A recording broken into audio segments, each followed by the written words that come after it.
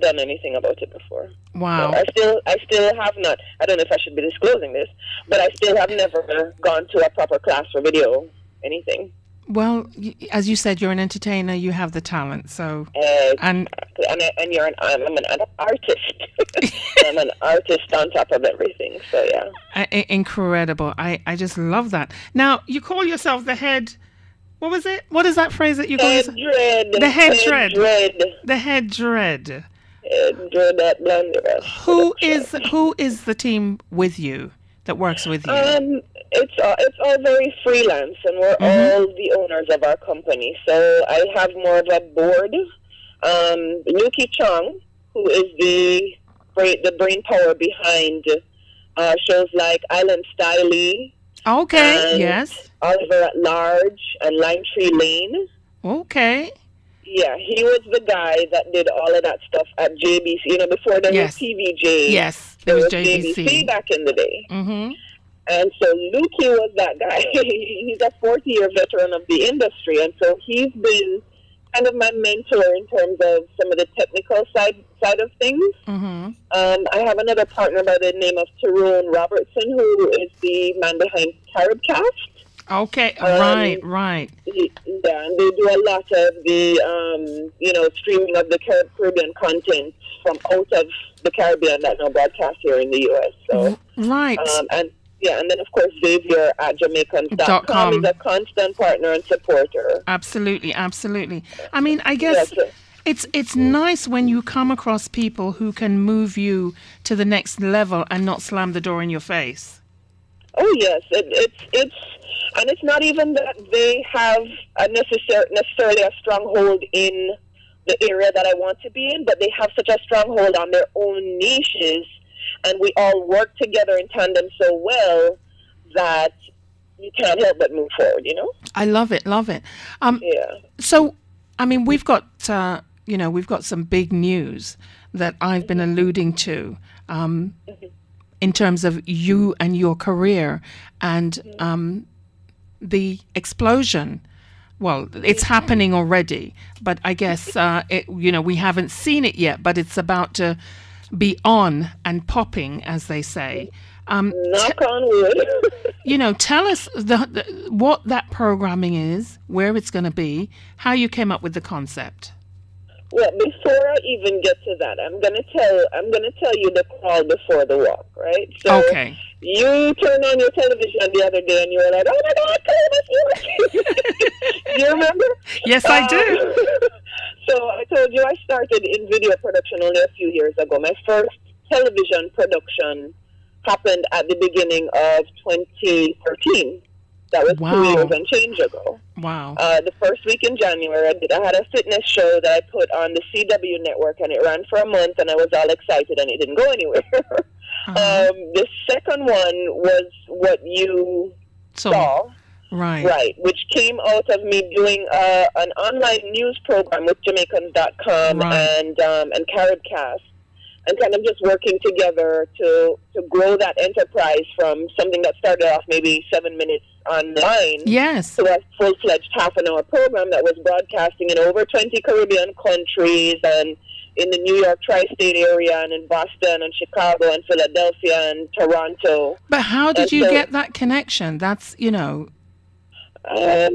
harass people. I'm a little bit of a stalker when it comes to my business.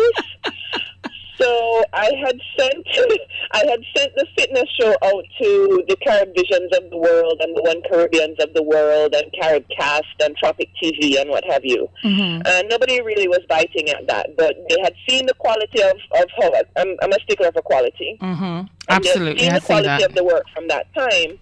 So when it came around time to doing the Caribbean Diaspora Weekly, they already were interested in what I, had to offer if I was going to give them something consistent, and so they kind of accepted that series with open arms, and it's been running in its various formats for probably almost a year now. Yeah, congratulations on that. The quality is very good indeed.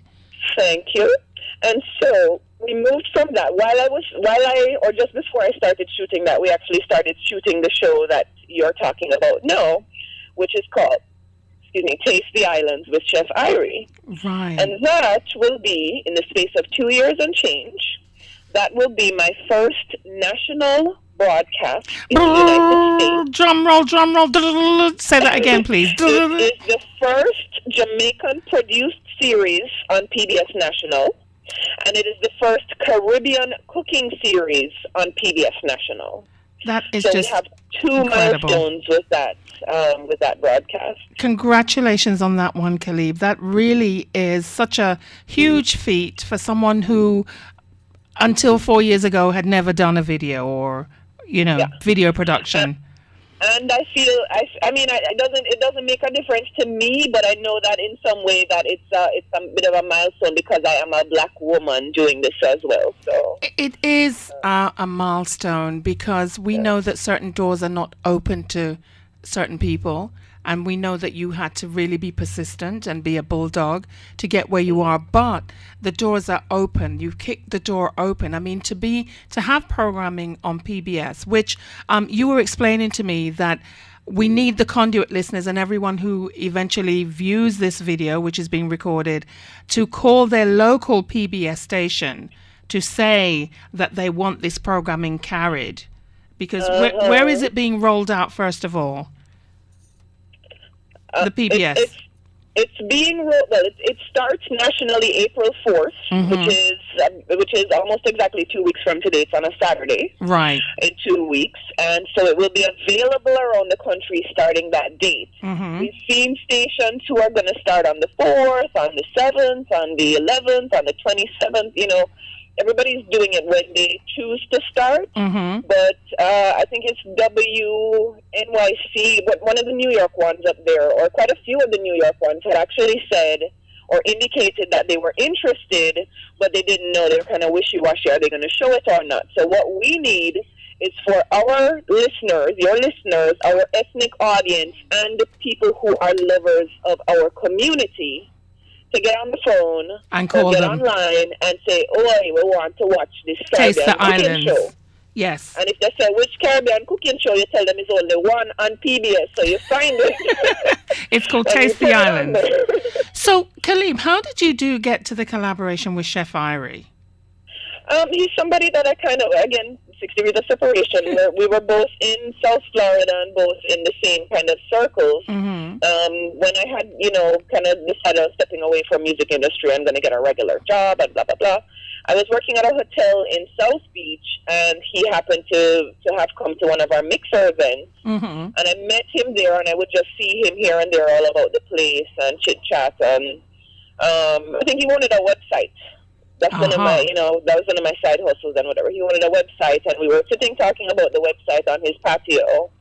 And afterwards, we kind of got into, so where do you see yourself in 5 years or 10 years? And he said, well, I want to have my TV show. I want to have this. I want this to be happening in my life. And all I heard was TV show because, of course, I was, you were going down that road. I want to produce TV.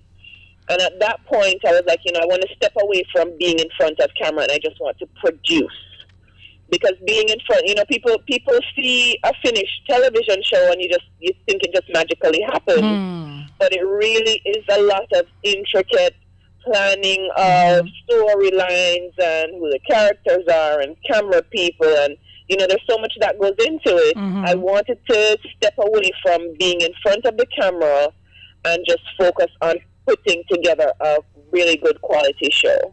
Right. And so when he said, I want to have a television show, I think it was maybe a week or two afterwards. I had been burned in a similar situation. And so I thought about it, and I went back to him, and I was like, listen, if we're going to do this, we're doing it on a shoestring, but we have to do a really good quality job because I don't play around when I'm doing stuff. He said, I'm down, let's do it.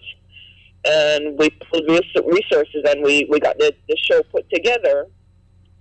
And within maybe a year of that time, he said to me, I have some friends that we'll put the pilot together, and it was sitting there. It was sitting there for maybe over a year. I tried to get some distribution, and everybody kind of goes, we like the major stations. They'll go, we like that has more of a travel element included.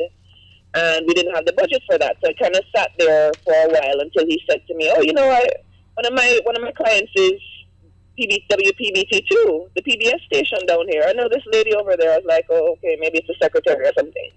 And he sent the email to connect us. It was the CEO of the company.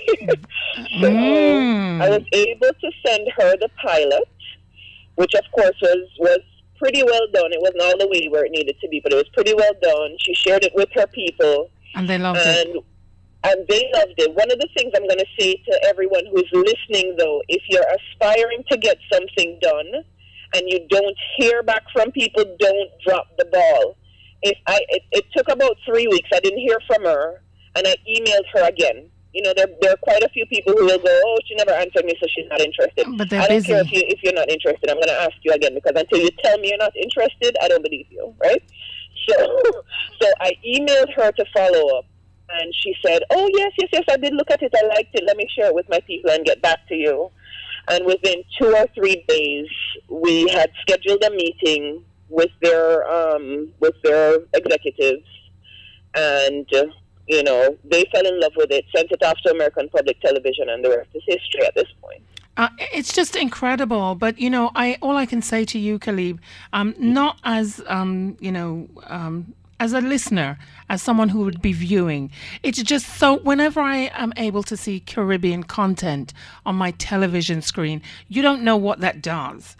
To see a fair representation. Now, for Taste of the Islands, it's not just a cooking show, is it? It's a cooking show with a bit of an entertainment element to it. Mm-hmm. So we have, the majority of the show is just in his kitchen. And the beauty of him and anybody else who I'd like to work with in front of camera is that he's passionate about what he does. So he's one of these people that will, if he's putting coriander or cumin in something, he's going to tell you, "Oh, this is a spice from India," and about the culture of perhaps, the Trinidadian people and how they like to use this and what goes into curry and blah, blah, blah, blah, blah. So he's very passionate about his food. So you're going to learn a lot. And then what he does is not a typical ackee and saltfish and curry goat, but he will take our traditional Caribbean recipes and make them gourmet, or he'll take international recipes and make them Caribbeanized. Right. And in between, while he's doing all of this, there's kind of a little game element to it. So there's a young lady who co-hosts the show with him, and every episode she'll say, "Today I feel for a meal that includes thyme and snapper and condensed milk." Not all in the same dish, of course. So he'll make something that has thyme as a key element. He'll make something that has snapper as a key element, and then he'll do like a key lime pie with the condensed milk. Okay. Right.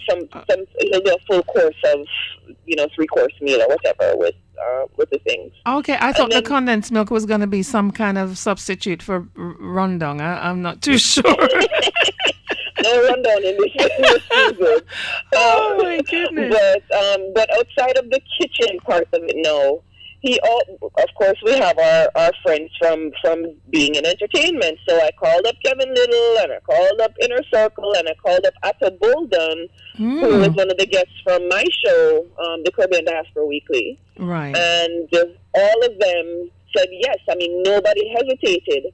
So it just goes to show you there is a support, even from from everybody. There's a real genuine support for this movement that has been happening. Mm-hmm. And so all of the way that we integrated them is that we kind of went into little vignettes of this is how it would have happened when Chef went to visit his friend or his celebrity client came to visit him. Maxi Priest was one of the ones that came. So they would talk about their food experiences being on the road or, touring as a vegetarian. Maxi's not completely ITEL, but he'll look for salads and more healthy foods when he's on the road. Atto will talk about how he went on a donut binge, immediately after he stopped sprinting. He went on a donut binge and put a whole bunch of weight on. Everybody had their stories that they told. And then everybody experimented with learning how to cook as well. Oh, lovely, lovely. Yes, I mean, yes. so this rolls out April 4th, which is 2 weeks away. And Yes. the Conduit listeners, really what they have to do for their local TV stations, whether you're, I guess it's PBS, WNY21, I think is the New York area. We have to start calling and advocating that we want to see the Caribbean cooking show. Which one? Taste the Islands. Taste the Islands, yes. We want it to. We want to see it.